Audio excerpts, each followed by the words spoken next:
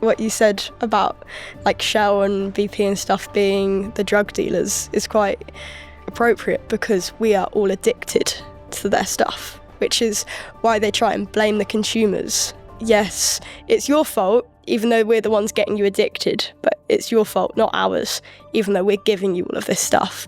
And I think even though consumers do have a role, the big businesses, the polluters, the politicians, world leaders, all of that kind of stuff have a bigger role. Damon Gameau is a speaker, author, and director of an upcoming movie documentary, The Future Council, which features 8 children who take their environmental advocacy to the powerful leaders behind some of the world's biggest corporations.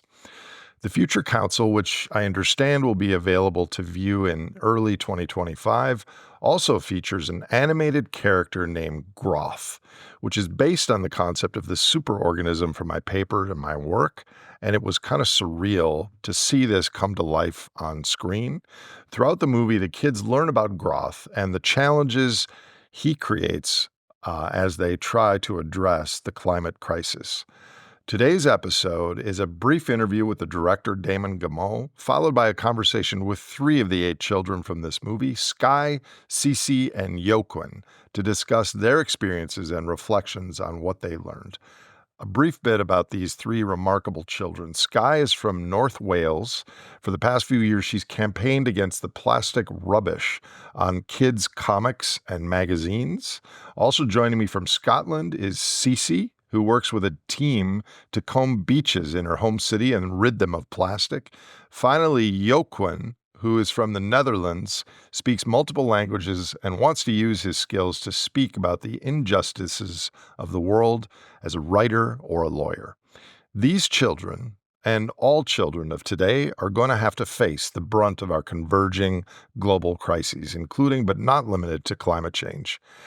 And many of them are deeply aware of it. As such, as much as any expert, their voices deserve a seat at the table as well. And when available, like right now, a seat at this podcast platform. With that, please welcome Damon Gameau and Future Council members Sky, Cece, and Yoquin. Damon, great to see you in person. Likewise, Nate. So you just finished a movie called Future Council, which is a story of 8 school children going across Europe in a school bus fueled with biodiesel, talking to business leaders, ING Bank, Nestle, and others, and kind of talking about the superorganism concept indirectly. One of the characters in the movie is called Groth. What inspired you to make this film, and what was the first process of you thinking about how it would unfold? So I did a film back in 2019 called 2040, which was a sort of a vision of what the future might look like if we enacted all of the best ecological solutions. And the narrative for that was based on interviews with about 130 children from around the world, from Tanzania to Stockholm to New York. And I guess in that process, it was pretty revealing how eloquent the children were and how much they knew about some of these issues, and that really, especially when we did the Q&As for the film, they just had such terrific suggestions, but there was clearly no outlet for them to express their insights, but also their fears. And that's why I think we saw them start to take to the streets, which is an extraordinary thing in itself. But I really did think that they needed to have their voices amplified in some way. And so could we make this film? And then as we made the film, the children, as we went along, realised that they do have potency in this moment. And so could we create some kind of ecosystem or platform where they are meeting other children around the world that are as passionate as them, and let them feel like they are being heard? So what did you learn? I mean, that was your plan, but when you made the film and you got to know these 8 young 11 to 14-year-olds, did that change the way you think about all of our global problems, the meta crisis, climate change, the future? What were your experiences? It's definitely the most profound film experience I've ever had. And I think I didn't expect it, but the children cracked me open in a sense. They got me in my heart. And I think all of us, yourself included, that do this work, you can get really focused on the tech and the governance and the different policies. But the actual change that's needed is a much deeper, it's a values shift. And the children, I think, provide the simplicity of that. They're almost like a moral compass, and they unlock awe and wonder and creativity and all the things we've neglected because we've overcomplicated this system. So I do think they have an incredible power and potency in this moment. I mean, as you know, obviously you talk about energy blindness. There's a morality blindness in most corporations as well. They're not actually aware of the psychopathic actions they're taking. So to have a child present, which I saw making this film, it humanized these CEOs again. They dropped the mask and they had to think differently about the decisions they were making. And that is their great superpower in this moment, these children. I've increasingly been thinking about these CEOs and anyone. We all wear three hats. The one hat is we're part of the economic system. We have to make wages or profits, or we have a boss. And the second is we want to live a good life and enjoy ourselves. And the third is we want to be good ancestors and do what's right for other species in the planet. The problem is, and this is the character Groth in your movie, is there's this emergent organism, and the incentives and the prices and the structures don't allow an individual human to wear all those three hats at the same time. That's it. And it's starting to be really be fractured. Like these CEOs and these high level people, they feel the heart, but the structure they're embedded in is constraining them. Yeah. One of the children said that on the trip, that we're all trapped in the system, and that even the people that we met have children and deeply care about the future, but they are deeply intertwined in something they can't unravel from. And I think that's a major reason why we haven't taken the action that we have. So I think that's the power of the children in this moment, is that they are a little bit separate and free from that. They look at it from a different perspective, and they bring a freshness that we need right now. It's actually a cut through of common sense that says what you guys are doing is actually batshit crazy, and you're calling it progress, but you're polluting the soils and the atmosphere and the water. Can we actually think about doing this a little bit differently? And so I think we need to be careful that we're not exploiting them in this moment, but I do think they have an incredible potency to offer. And that's what I hope happens with this entire Future Council, as we get more and more children from around the world that are collaborating and inspiring institutions and businesses, that they do offer something different. They do allow and give permission to dream again for these companies to think about that better future, to think about their ancestry, but also to say, hey, what's the right thing to do here? Because we've kind of been blindly making these decisions, and now there's a consequence sitting right here at the table. Well, I'm going to invite Cece and Sky and Joaquin up to have a conversation with them.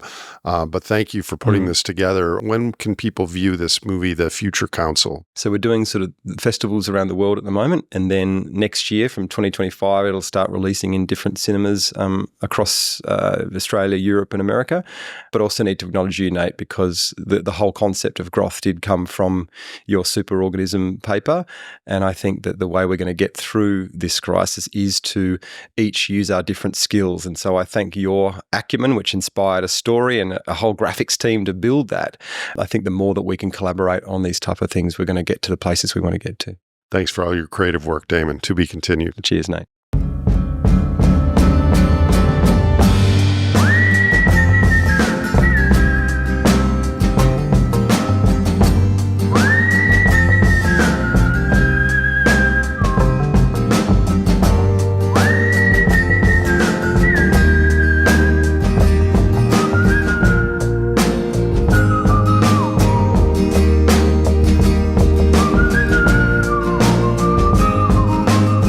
So let's go and have a chat.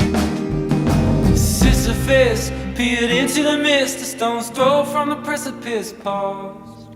What would you prefer? To have a greener future, or to have a future that still has fossil fuels and bad gases? Well, clearly, I mean, what I would like is to have a greener future. Well, why do you keep on giving money to companies who are using fossil fuels and plastic? That's a very good question. Did he jump or did he fall as he gazed into the morning? Cece, Sky, Joaquin, welcome to New York City. You are here for your film Future Council, which is about the future and climate change. But you're very young. You're obviously by a factor of 2, the youngest people that I've ever interviewed. How often do you think about the future and what it will be like, given that you're 12, 14, 11 years old? Well, I actually don't really think that much about the future. I just try to live, in the present. But yeah, sometimes I do think about it, and it doesn't seem very good, the way it's going now. But I do think it can still change. And do you hear about things about the future in your normal classrooms or only from your personal interest in climate and the environment? Well, no, I'd say more only from my personal interests, from reading things and seeing things, but not really from classrooms, no. In my school in Scotland, we're learning about our wild Scotland. That's our topic, and we're learning about like rewilding. So the topic that we're on, we're actually learning quite a lot about climate change and like our changing environment. I mean, I wouldn't say I think about the future that often either. Yeah, live in the present, and obviously there's an awareness about it, but at the minute, like the current way things are going, it's quite probably a dark image of the future. So you don't really want to think about dark things almost. What are you most worried about in the future, given what you've learned how old are you, 14? I'm 14, yeah. That we don't find the solutions or use the solutions that have already been found to solve the climate crisis. And so you're thinking about climate. Is it other things beyond climate or mostly climate is what you're worried about the solutions? Yeah, there's so many global problems. My focus is climate change because you can't focus on all of them. War, world hunger, all of those kind of things are an issue. I only really think about the climate crisis because you'd get so overwhelmed if you thought about all of them. And you too, what are you most worried about? I'm quite nervous that we won't find a solution as well. I've always been quite worried. Well, before I got too into it, if you know what I mean, I didn't really understand that it would just affect humans and not the actual. Well, I mean, obviously it affects the Earth, but the Earth. I always thought I was always terrified that the Earth would just crumble. And honestly, I still am a little bit sometimes. But I'm very worried that people won't find a solution in time, like Sky, and that there just might not be a future. What are your biggest hopes for the future in contrast to your worries? I would say that people start listening to each other more and actually getting together and thinking of how to stop this, So there's a lot of people in the world, especially young people, maybe not as young as yourselves, that are experiencing climate anxiety because they think about the future and they visualize different scenarios in their heads. What do you say to those millions of people who are suffering from that worry and climate anxiety? I think climate anxiety is very real. I think I've experienced it too, and I always kind of say just do some small positive actions like litter pick, beach clean, eat less meat, recycle plastic, use less plastic. Taking small positive actions do make you feel better. Once you start doing something positive, you feel more positive about the world, hopefully. I mean, my whole journey started from writing one letter to a publisher. I was incredibly lucky in my journey. Your small actions might not lead to that, but hopefully they'll make you feel more positive about the world. And also maybe something you enjoy doing. So something you would actually like to pursue, like Sky writing her letter, constantly doing that. That's something she's passionate about. So maybe find something like that. I believe in just doing small things, small everyday things that if a lot of people do, could really become big and really help out. So I'd say I'm mostly passionate about that. For people with climate anxiety, if you ever feel like no one's doing anything and that there's no hope, just remember that there are loads of people who are doing incredible things to there's so many campaigns and strikes and letters being wrote and beaches being cleaned that there is hope for the future. And just remember, but sometimes also you just have to kind of let it out. I cried on camera and I'm pretty sure loads of my classmates did, but sometimes you just have to remember that there is hope, but sometimes you just have to cry and let it out, or whatever you want to do. How do you talk about these subjects with your families? Are your families very well aware of the environmental and climate crises, or did they learn from you, or did you learn from them? Well, my dad's generation, my parents' generation, they didn't learn about climate crisis in school. So I think, like, for us, for our generation, it's kind of just like something that you can talk about at the dinner table, Obviously, it's, like, serious, but, like, it's just kind of, like, know it and, like, we learn it in school and it's, like, a conversation, if you know what I mean. Yeah, I mean, I think my parents, we talk about it a lot and about kind of climate anxiety and that kind of stuff. We kind of talks about it a lot. And I think I grew up in quite a climate change involved village. There's lots of talk about it, flooding and stuff, so I've kind of always been aware of like Greenpeace, and we've always had like journalists and newspapers in our village, so I've always been very climate aware. So have my parents. We've always beach cleaned, always recycled, been like vegetarians for almost as long as I can remember, that kind of stuff. So my family at least has always been quite a climate aware family, and then just through my work I've obviously learned more, but yeah, it's not been a huge turning point almost in our family.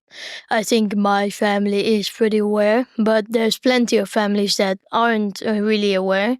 And I think it's great if children who do learn about this maybe tell members of the family about this, because some might not even know how serious these issues are. So how important was it for you, eight children that are in the movie, to have each other as a support group? I assume you're friends by now. You're traveling to New York for the movie premiere in a couple days at the UN. Is it easier to have people your age that understand this to share your thoughts and worries about, and your creativity? Yeah, I think it's definitely useful to have a support group that's your age. I don't talk to my parents about it a lot, but when I do, sometimes they, like, obviously they understand, but they don't.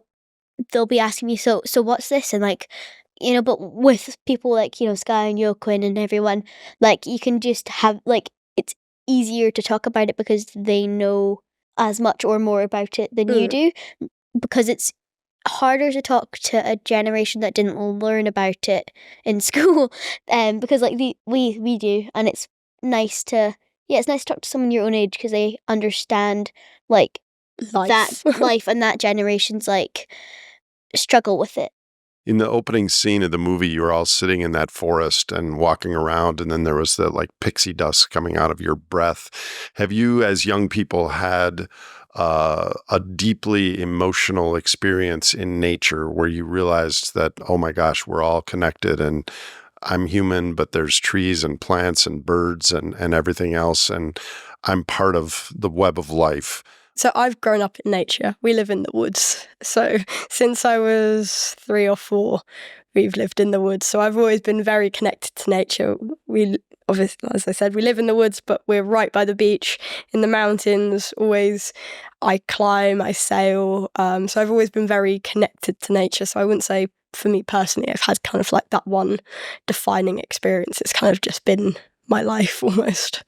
So one of the central characters in the movie is not one of you children. It's an organism called Groth. Can you, in your own words, describe what Groth is or what it represents? Groth is, in my opinion, just a representation of the economy and of how it works. And obviously the economy has spiraled out of control, just like Groth. And it should just be smaller, and it's just also a tool. So you shouldn't blame Groth for what happens, but the people that contribute to it. And how old are you? 15. Yeah, I was 50 when I figured that out, so you're a few years ahead of me. Cece, go ahead. I personally think of Groth as like part of different things.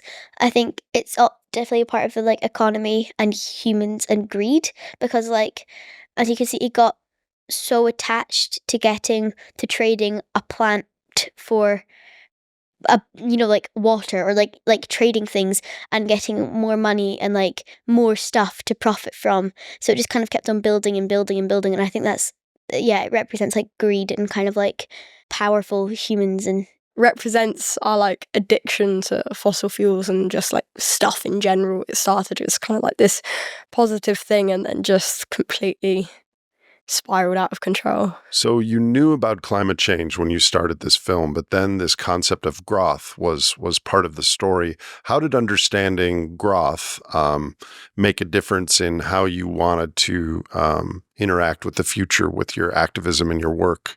I think it is pretty important for us to understand that Groth is a tool and to show everyone how to properly use it.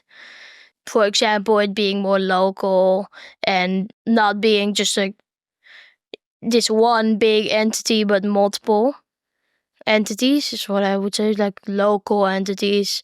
I think that's very important. That's how you think we should transform Groth to address your worries about the future, more local? Just don't eat mangoes in the winter. It's just not your season. Instead of getting them from like Spain or something. So what would you eat in Amsterdam in the winter? Something else. Not mangoes. And yeah. So how about you two? How do you think we need to transform Groth to address the climate worries and your other worries? I agree with Jurgen. Like, I think the smaller, individual, more localized Groths is quite kind of a sensible idea because, yeah, we don't need mangoes from Africa or like South America or Australia in our winter. Like, it's not a sensible idea. We need to eat more local because food miles are not good. So you do understand that underpinning Groth is human behavioral decisions and choices. Some of it's greed and some of it's need, and that to shrink Groth's impact, we probably have to consume less resources on average. Is that a conclusion that you reached or not really? Yeah, it's not necessarily about completely cutting out all of your resources. It's just more localized. So more local and regional supply chains. Yeah. Yeah. Like in Edinburgh, we have quite a lot of like cattle, but we don't grow lots of like fruit. We get it imported because it's not very warm in Scotland. As Tosca can back me up on this. So it's harder to grow fruit. But like my grandma, I go there. She picks me up every Tuesday and Thursday. I go to her house, and she's got an amazing garden. And she grows peas, beans, beetroot, courgette. She also had strawberries. Like she grows so much stuff, even though it's not warm, and it's very like biodiverse in her garden because there's loads of flowers, grass, food, compost, like loads of different stuff, and it's really beautiful because there's lots of things. But I feel like if people started doing that more, not just like one big field of beetroot, like other things, maybe like a small section, and then other things to make sure that it doesn't just like become very like plain, because then we won't have to import lots of stuff. It's also good for traveling because it's at another fun aspect. Like if you're going somewhere else, there's different food. It's not just the same thing everywhere. That makes traveling more fun as well. I think another thing to remember though as well, it's like we need to hold big business to account. It shouldn't all be our personal responsibility. BP made the first carbon footprint calculator to put the blame on individuals instead of this massive oil company, and like the producer pays. Like, why can Nestle and these big companies produce so much plastic and not really pay anything into it being cleaned up? Like, if you see them, I haven't seen them here really, but at home you see all these signs like get fined for littering, fined for graffiti, all of that stuff. We get fined for making a mess, but the big companies don't really. So in the movie, you spoke to some company leaders, I believe, Decathlon Outdoor Goods, Nestle, and ING Bank. Some of their representatives were in the movie. How was that experience? How did you find those meetings? Personally, like with some of the meetings, well, especially like Decathlon, we had quite a lot of like harmony. Like we agreed, and they really listened to us. Like she was just really, really nice, and she like. One of our ideas have actually been put into action, having like multiple name slots on a jacket or trousers or whatever. So I think it was very like, it was like harmonized there because they listened to us and we took their ideas in. But like sometimes with ING and Nestle, like especially ING, I asked a question about like how are you starting to change between like fossil fuels and switching to more greener investments, and they answered me something about deer, and I was like, whoa, like this is not what I've asked you. It was, yeah, sometimes I'd come away quite annoyed, but like with decathlon I was quite happy with the result. I was like, okay, right, they listened to us. They didn't like treat us like we were like little kids. They treated us like fellow people. How did your opinions about adults and people in power change, or did they, after those meetings? For me personally, so from my campaigning and all the stuff I did before the film, I've had experience with big businesses, the publishers, retailers, lots of kind of big businesses. So I kind of learned big businesses don't like change. They don't want to change. They're interested in money.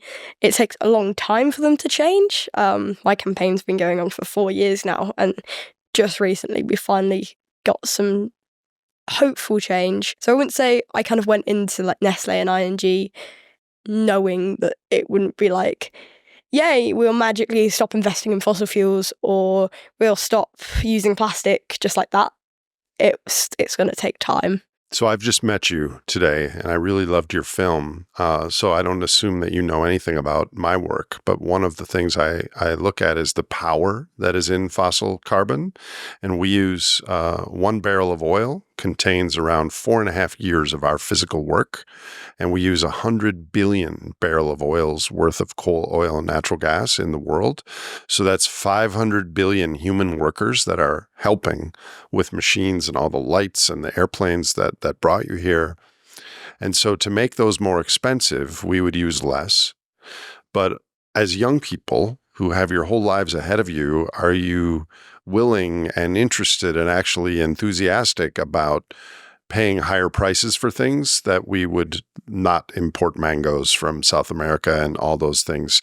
Are you excited about a lower consumption than what's currently assumed and advertised in the world? Yesterday I did the High Line, which was very beautiful, and at the end there was a climate science fair, and there was so many, it was like fusion energy, and I was like, oh my gosh, like some of this is actually being used and it's working so well, but the thing is, instead of like constantly making it, they kind of use one and then that powers that bit forever, and then they make another one.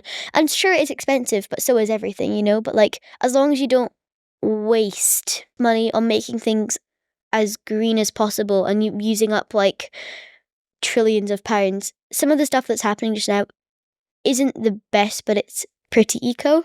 But instead of like, sometimes people work too hard to try and find solutions instead of like, because there are some simple things that you can do. I'd say I'd be fine sacrificing some aspects for this, like better for the world fuel, you know. I'd be fine with like traveling less and those kind of things. It's a small thing for like better sustainability. Yeah, I mean, I've been to and stayed for quite a long amount of time in a couple of places where I lived in the jungle in Costa Rica for 3 months, and we just had local food pretty much. And at first it is like, I'm used to all of this stuff, but very quickly you become like, no, this is normal. You have to look at the food that is available and then go, what are we going to make? Like, what can we make? What do we want to make? What can we make? And then it actually became really funny because when I got home, the thing I wanted most was just toast, because we hadn't had bread. And once you're used to it, and I mean, I think I'm quite an adaptable person. I get that some people would struggle with that kind of thing. But once I was used to it, it's like, yeah, this is normal, not to have all of this imported stuff all of the time. So let me ask you this. Cece, you talked about nuclear fusion energy, presumably that we would use a different sort of energy and not use fossil energy, and that would be better for carbon. But do you really think it's deeper, that the core beating heart of Groth in the movie is not the type of energy we use, but it's how our relationship is with energy and consumption and each other and the environment? Would a new form of low carbon, really cheap energy, would that solve the problem with Groth? What do you think? No, it would have to be like, if we were going to solve Groth and solve, like, the climate crisis, we would need sustainable, renewable energy. As long as we're not putting, like, loads of money and loads of effort into something that we know won't work. We need more than renewable energy. We also need to have enough money because energy's not all of it. We need to try not to work too hard on one thing and spend loads of money on one thing that we don't have enough money to solve other problems. The thing about growth is, like I said, it's a tool. So this could help, but ultimately, it's the people that need to change. So renewable energy technology that allows us to access the sun and the wind is necessary but not sufficient. Ultimately, it's about the people and the culture and our values, would you say? Yes, because even with those things helping, there's so many other issues like deforestation, pollution, content, so a lot of issues. And this one thing won't fix everything, but it definitely helps. Ultimately, it's the people in control of most of the economy and all those kind of things. So is it a political problem? Is it the fault of the politicians and the business leaders? Or is it our own consumption decisions? Like Exxon and Shell, they're kind of the drug dealers. We're the consumers. We, the people around the world that fly and eat imported things and all that. What are your thoughts on that? What you said about like Shell and BP and stuff being the drug dealers is quite appropriate because we are all addicted to their stuff, which is why they try and blame the consumers that, yes, it's your fault, even though we're the ones getting you addicted, but it's your fault, not ours, even though we're giving you all of this stuff. And I think even though consumers do have a role, and quite a big role, the big businesses, the polluters, the politicians, world leaders, all of that kind of stuff have a bigger role. They're sitting up there at the highest point on Groth, behind his brain. Yeah, and I mean, I've seen a thing, and this wasn't climate change related, it's immigrant related, which is very political in the UK at the moment. But it's like a working class man and he's got 5 cookies. The immigrant who's just come over has 1 cookie, and this big, powerful leader has thousands of cookies. But he's going to tell the miserable working class man that it's the immigrant's fault he stole his cookie.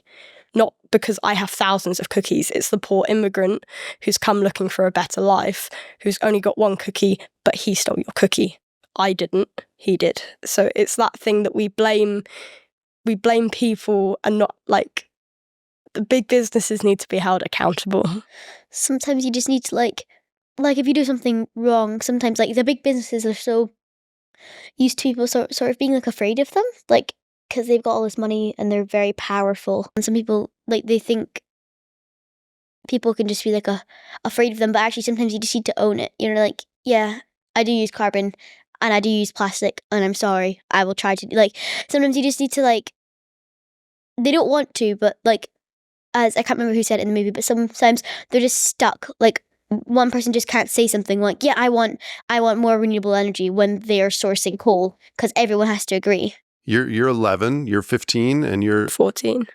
And you were younger when the movie was made, right? I was 10. 1 year younger. I was 1 year I was younger. 12. When I was your age, I was playing Donkey Kong and watching Gilligan's Island and the Brady Bunch on television. I knew nothing about ecology or Earth systems. I did watch a show called Wild Kingdom on TV that I loved animals when I was your age. It just blows me away how much you know about Earth systems and our climate, and that you're so outspoken and care about it. That alone gives me like this burst of optimism that you're out there speaking and caring about these things. Well, I think we're not so different. We still have our own lives apart from this. It's just we care, and you don't have to be a climate fanatic or activist to do this. You just need to care a little, and it doesn't need to take over your entire life. So what's the 2024 equivalent of Donkey Kong and Gilligan's Island in your life? You're the most experienced one. Yeah, I'm most experienced with video games. I play a game called Elden Ring. Really good. Elden Ring? Yeah, love it. Yeah. And you two, what do you do to take your mind off this stuff? What do you do for fun? I am a massive bookworm, and I sail a lot. I had 2 weeks of all-day races before I came on this trip. But yeah, I read a lot. I may have read over 70 novels this year. Is it fiction or nonfiction? Fiction. Yeah. Because nonfiction, you're working on nonfiction on climate and this other stuff. Yeah, I need my fiction escape. Me too. Me too. It takes me about half the year to read like a 200-page book. Well, it takes me a week to read a 700-page. You're going to have different careers. My dad's dating someone called Karine, and her daughter is Grace, and she's 9 months younger than me.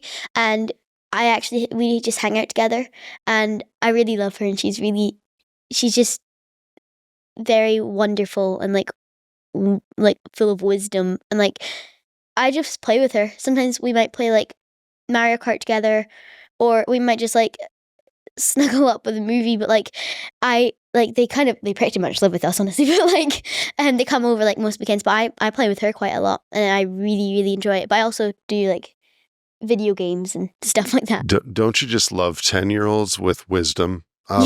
So what changes have you made, if any, in your own life, in your own behaviors, in your own decisions, in how you view the world since you were involved in this movie, and what you learned throughout all that? Well, I've mostly been thinking more about my actions and just doing small things. Like if I see something on the ground, I'll just pick it up because it's not that hard to do. I've just been more aware. I've actually taken a lot of flights, which wasn't on my agenda. So I've been doing, I guess, more work to try and offset the flights. We've always done quite a bit, so no real change. Let me ask you about that, though, because if you understand Groth, which is an economic superorganism that's hungry for more energy, is taking the flights and is then you offsetting it by doing more local things? Is that the right math? Or is it the impact that your movie and your words have on other people? Is that the right math to compare it to? Our thinking was first for the premiere, and then we actually travelled around Australia. So I haven't been home since the premiere at the start of August. But the thinking was the global reach of the film, the inspiration, all of that kind of stuff, hopefully will be incredible and will help offset the flights. But that wasn't enough for me personally. And I know the offsetting work I did at home, I did 50 beach cleans in a row to kind of offset the 50 hours of flying, sort of. I know it's not perfect, but it just made me feel slightly better whilst I was sat on that flight to Australia and then to New York from Sydney. So yeah, it's not perfect. I'm not happy really doing these flights. But yeah, the global reach of the film, the inspiration and the incredible opportunity. Like we're going to be having a screening at the UN in a couple of days. So that kind of helped me feel okay about the flights. But yeah, it's really not perfect, and I know that. But when we got to Melbourne a couple of days in, we did tree planting, and we planted, I think it was over 300 trees, and I think that helped. Definitely not all of our carbon, but it helped offset a majority, a little bit, yeah. Do you ever just take a big step back and just wonder that you're a human being alive now, and how indistinguishable from magic it is to get on a transportation vehicle like an airplane and fly across an ocean based on dense energy that's from Earth's past? It's crazy because for us, Australia is on the other side of the planet. I remember being in a museum there, and Sky's father was pointing at an Earth globe and was like, wow, we're all the way over here, all the way on the bottom. It's on the other side. It's insane that we're able to go so far, and it was very fun, but I would have been fine also not going. So that ties in with like the sacrifices thing I said. I'd be fine not going to Australia if it just meant more sustainability. I mean, to think that we're pretty much being chucked across the world in metal tube is pretty crazy with wings. Yeah, just like. We are becoming very aware of the ecological externalities on the biosphere that are not included in our prices. It's a movie about climate change, but I don't think most people, especially young people, but most people are aware of the benefits that our society get from fossil carbon and hydrocarbons are amazing. We take them for granted. And yes, we've become addicted as a global culture.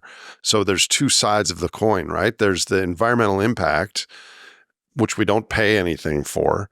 And there's the amazing benefits that we get from shooting the tubes across the earth, but not only the tubes, also all the cars and the trucks that bring things, and it's part of Groth. The benefits are amazing, but are they worth our planet? You nailed it there. Good question.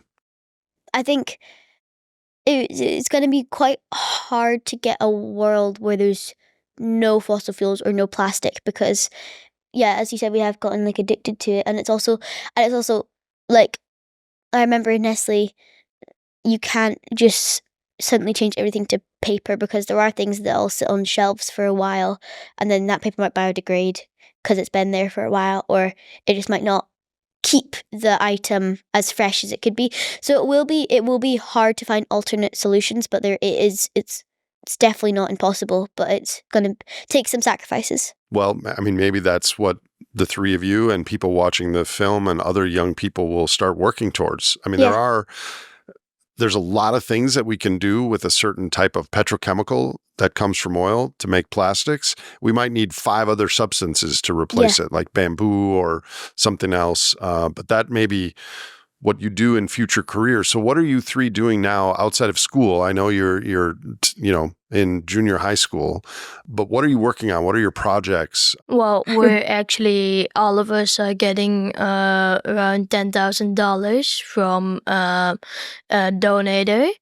So we're going to be using that for something to do good for the climate. And have you chosen have you thought about what you're going to do with it? Yeah, I haven't thought very in depth yet, but I was thinking just something around my neighborhood, and then maybe something that would get other people motivated to actually do that on their own. Like then maybe like a switch goes on and think, oh yeah, we can just do that anyway. We don't need money to do that. We could just do it.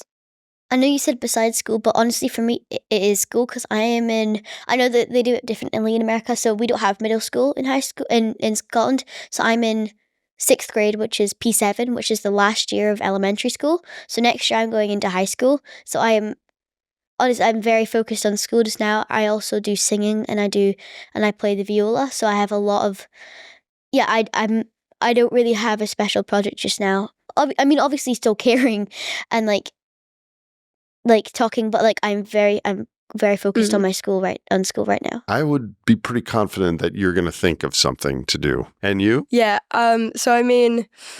So my campaign, which has been going on for 4 years against plastic toys and comics and magazines, literally this month, and I've missed all the meetings, but the whole industry in the UK has finally come together to have these roundtable meetings, so like the distributors, the manufacturers, the supermarkets, the retailers, to come together to try and get rid of the plastic toys nationally across the UK. So that's pretty exciting. Thank you, Cece. And I also have a lot of sailing coming up, quite a few races before the end of the season. And yeah, I've got some talks coming up. I've got hopefully a bit of filming as well. And then obviously seeing where the film goes. Hopefully there'll be some like UK screenings and stuff again, which will hopefully, I'm planning to use some of Lisa's money to get to some of those screenings, like in London and stuff. I think we'll go together. We're going to go to the London one together. So I have a podcast and I ask all my guests the same set of closing questions, which I'm going to ask you now. So the people that follow the podcast are systems aware, and they know how human behavior and anthropology and neuroscience and energy and money and biodiversity and climate and Earth's ecology all fit together in a system, and they have interest in it, and they're active working on it, and they have concern about the future. What sort of advice would you have to the listeners, whether they're younger or older, who are aware of our planetary predicament? Do you have any personal advice to people watching this program? What advice I'd say to people is you don't have to do like a drastic thing, like small things that make a big difference. Like I stopped eating meat, and I mean, obviously I don't have a chart that shows me how the environment's doing, but I mean that helps because it's a small thing and it makes a difference. So you can stop eating meat, you can try to use less single-use plastic, you can have more plants, just small things make a big difference, and it's definitely not worth quitting or stopping buying products that you that you use a lot and you love. I mean, obviously, if you want to, that's amazing, but don't feel pressure to do that. So it's one of my personal philosophies to just try to do small things, like I already said. You don't need to do something big. You don't need to change the world on your own. You just need to do small everyday things. And if a lot of people do that, it leaves a big footprint. It's very similar to what I kind of said about climate anxiety. But yeah, just do small positive actions. Or, I mean, you can do bigger actions if you want to. The smaller actions are easier, but if you want to do something bigger, good work. What do you care most about in the world? My family and my environment. Mine sounds quite heartless, but books. Books, sailing, and I guess the environment, because I need to put that in, but yeah. Definitely my family and just staying, like, I love going, like, camping with my dad and climbing and having adventures. So here's a question for you. If you had a magic wand and there was no repercussions to you or your family, what is one thing you would do to improve human and planetary futures? The obvious answer for me is climate change, because that's what we're protesting against and, like, trying to fix. So I'd say I just magic away the climate crisis, because, yeah, that's kind of what we're trying to do anyway. So I think the obvious answer is obviously, like, get rid of everything, get everything bad. But I think it's the more important to make sure people know these things, like climate change, how bad that is for the planet, and this also applies to, like, wars, world hunger, because you could get rid of wars, but that doesn't get rid of the causes for wars, the humans wanting to go to war. Just, let people know about these things. We were in the UN building a few days ago, and there was some very kind of powerful images and statues and stuff from various wars. So I think, I know you just said, like, just getting rid of war wouldn't get rid of the causes, but I think get rid of the war and the motivations behind the just war, like in general, would really kind of make a difference, because there was also this really powerful kind of diagram about the amount of money that goes into wars and then the amount of money that goes into various other things, into the UN, that kind of stuff. And it's just like, if that money was used for good, we'd be able to do so much. This has been really eye-opening and wonderful conversation. I didn't know what to expect. You three are just spectacular humans. Do you have any closing words for the viewers who will likely watch the movie Future Council, but who have listened to you on the podcast and are curious if you have any closing reflections to share? Just do what you want to do. Just make sure you're a bit conscious about what goes on in the world. But you don't have to be too conscious. You don't have to be constantly thinking about the future. I don't think about the future. You don't have to do that. You can do whatever you want. Just make sure it's at least, a bit good.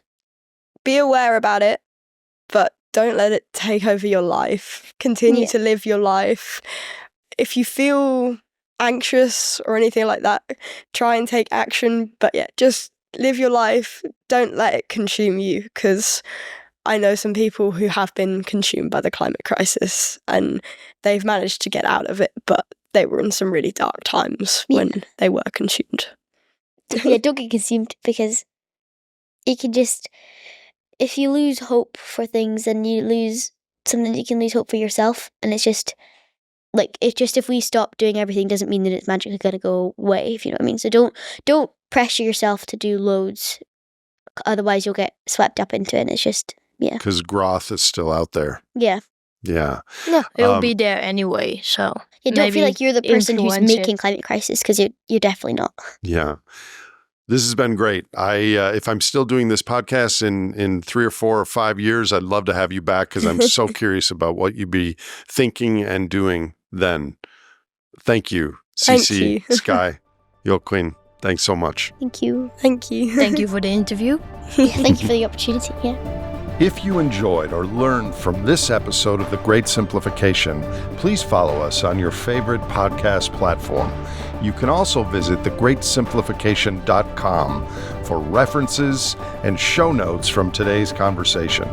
And to connect with fellow listeners of this podcast, check out our Discord channel.